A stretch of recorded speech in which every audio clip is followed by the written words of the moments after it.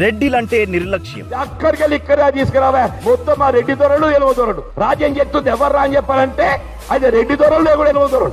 Economical weaker section గా మాకు 10% reservation ఆయన అని చెప్పంటారు. మేము ఉండేది 5%, మాకు వచ్చే రిజర్వేషన్ 10% ఆయన అంటున్నా. ఎకనామికల్ వీకర్ సెక్షన్ కింద ఆర్థికంగా వెనుకబాటుతానికి గురవుతున్నట్టుగా ఉన్నత వర్గాల వారు ఎవరు ఉన్నా గానీ 10% రిజర్వేషన్ సౌకర్యం విద్యా ఉద్యోగాలలో పొందబడే విధంగా జాతీయ స్థాయిలో మోడీ గారు కల్పిస్తే ఓటు కోసం కులం చేంజ్. మన అందరూ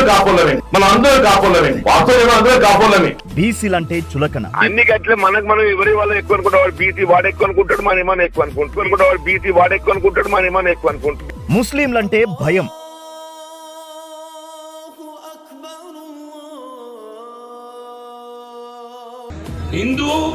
हिंदुस्तान कमजोर हो रहा है. దేశం మీద ద్వేషం.